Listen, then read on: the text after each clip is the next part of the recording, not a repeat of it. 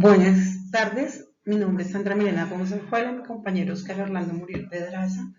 Nosotros estamos haciendo la maestría en educación y este es nuestro trabajo sobre perspectivas de género. Acá podemos ver algo, pues tenemos tres preguntas para responder. La primera es cuáles son las construcciones históricas que conllevaron al abordaje de la perspectiva de género. Entonces, a partir de la historia, pues podemos ver diferentes evoluciones de género. Una es la perspectiva tradicional que trabajó Coutinho, Pérez y Sirven, y desde esta perspectiva tradicional se hace referencia hacia los comportamientos que debe tener una persona dependiendo de su sexo, así como de su desenvolvimiento social y psicológico. La educación, la sociedad y la familia han transmitido valores, costumbres y estereotipos, prejuicios y roles que sobre lo que supuestamente se debe desempeñar cada género de manera socialmente impuesta. Entonces, como vemos en la figura, pues a través de la historia, digamos, esta es una perspectiva muy tradicional. Vemos a la señora haciendo pues el mercado, todo eso, y el señor está simplemente acostado y hay desorden y no ayuda. Tradicionalmente era así. Luego la evolución, pues ha evolucionado un poco la perspectiva o el concepto de toda la perspectiva. Viene la OEA y nos da a mediados de los años 60, toma la perspectiva de género como la respuesta a interrogantes teóricos, metodológicos planteados por las diferentes concepciones de hombres y mujeres en función del sexo. Viene también Stoller de 1968, dice que lo que determina la identidad y el comportamiento masculino o femenino no es el sexo biológico, sino el haber vivido desde el nacimiento las experiencias, ritos y costumbres atribuidos a hombres o a mujeres, además de la asignación y adquisición de la identidad, que es más importante que la carga genética, hormonal o biológica. Viene Joan Scott en 1986 y habla que el género no es solo una construcción social de la diferencia sexual, sino también una forma de significar las relaciones de poder.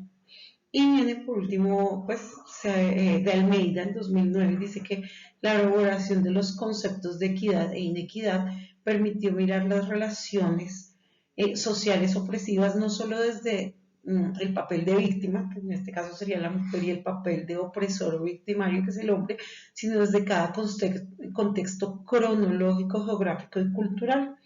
Las posiciones relativas a cada grupo de la intersección con la clase y el género.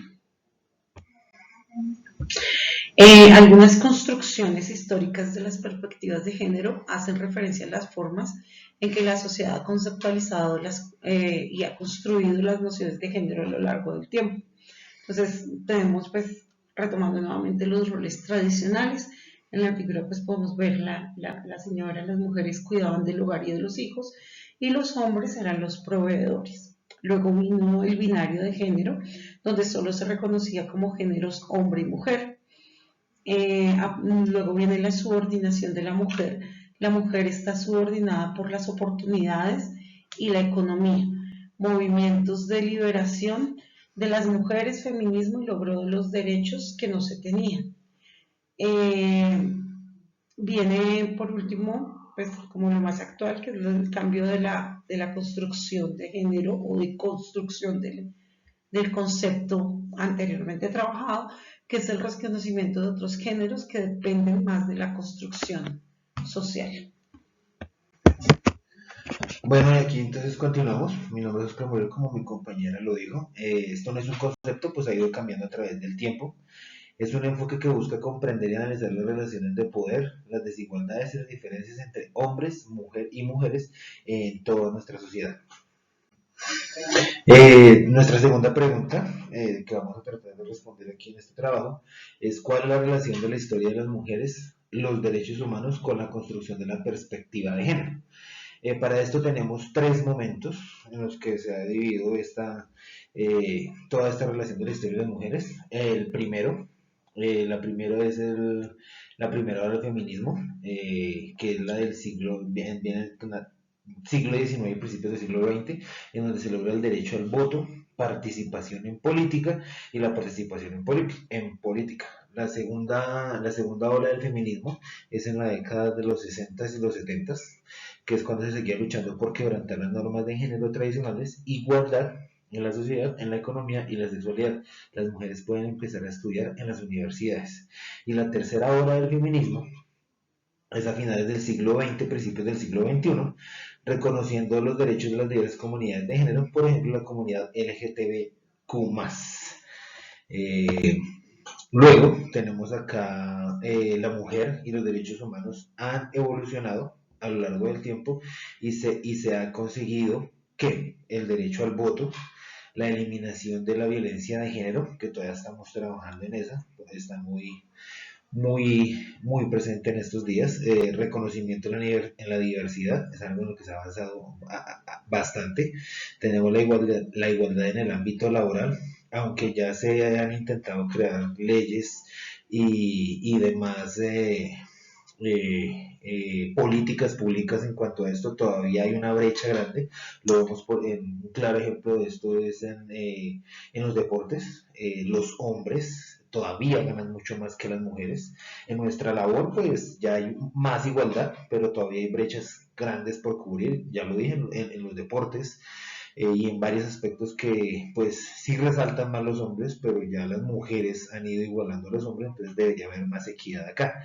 Y los derechos reproductivos, ya las mujeres se tienen más en cuenta a la hora de decidir si se quiere o no se quiere reproducir. Antes sí era, le tocó o le tocó, ahorita sí ya se tiene más en cuenta qué opina la mujer. Uno de esos avances es pues el derecho al aborto. Entonces es un tema controversial, pero es algo que las mujeres tienen todo el derecho a opinar. Por ejemplo, en esos derechos reproductivos, ahora, antes las mujeres no podían decidir si, digamos, planificar, luego no podían decidir, no se podía decidir frente a la ligadura de trompas. Ahora a los 18 años ya una niña puede hacerlo sin necesidad de tener hijos, porque antes tenían, si no tenían uno o dos hijos, no se las hacían. Igual para los hombres. Y por último, la última pregunta, sí es de manera muy breve y concisa, es cómo se genera el encuentro de la educación y la perspectiva de género. Esto aquí implica integrar todos los principios de igualdad de género y análisis de las construcciones de género dentro del sistema educativo. Lo primero que podemos analizar son las políticas educativas, que es lo que tienden a desarrollar políticas que respalden la inclusión de la perspectiva de género en el sistema educativo. Esto ya tenemos, ya se cuentan con docentes de apoyo de inclusión, que atienden los estudiantes con talentos especiales o con alguna discapacidad. Por eso se maneja inclusión, aunque tendría que ser más porque todavía se ve como un mundo aparte. Tenemos la formación docente, que la idea es capacitar al docente para que conozcan, comprendan y apliquen la perspectiva de género en las prácticas pedagógicas. Aquí la idea en esta formación docente es para que ampliemos y cambiemos ciertos paradigmas en los que todavía estamos nosotros inmersos. Otro es la investigación y la evaluación, que la idea es promover la investigación y evaluación de las prácticas pedagógicas en relación con la perspectiva de género, que aquí es un papel sumamente importante en las universidades con todas las licenciaturas. La idea es que se investigue mucho sobre la aplicación de la evaluación, que no es solo cualitativa, la idea también es, cuantitativa. La idea es aplicar la cualitativa también para que no se vea solo en números. Luego tenemos el currículo inclusivo, el cual nos dice que la inclusión de contenidos que den respuesta a las políticas de la perspectiva de género no es solo contenidos. En este diseño debemos participar todos y tenernos en cuenta a todos para que sea de verdad una educación inclusiva y diversa y que tenga en cuenta el enfoque de género.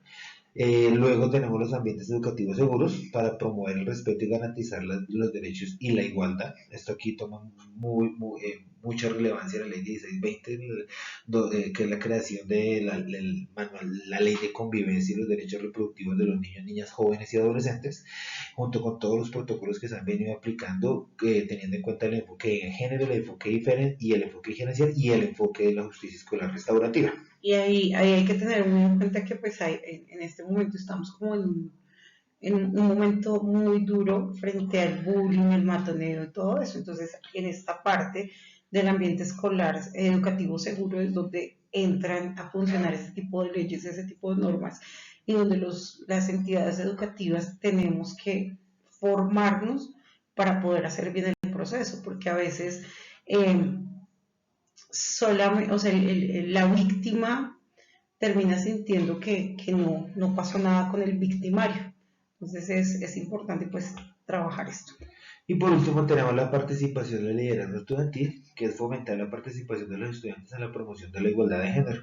Eso es haciéndolo desde todos los aspectos del gobierno escolar, consejo estudiantil, muy participativos en los comités de convivencia, darle peso al personero, al contralor, al cabildante que se escoge en todos estos estamentos de gobierno escolar, hacerlos muy partícipes, no tenerlos solo únicamente sentados ahí en filas en nuestros salones. Hay que hacer los círculos de diálogo en los salones como para que todos entremos a participar y seamos grandes activistas en nuestras escuelas. Bueno, muchas gracias y pues hemos avanzado en el proceso, pero nos falta mucho, empezando porque como docentes sí tenemos que, para trabajar la escuela inclusiva, tenemos que hacer como un cambio. Es difícil porque nuestra formación es más tradicional, pero pues es una invitación al cambio, al respeto por la diferencia. Muchas gracias, hasta luego. Que estén muy bien, gracias.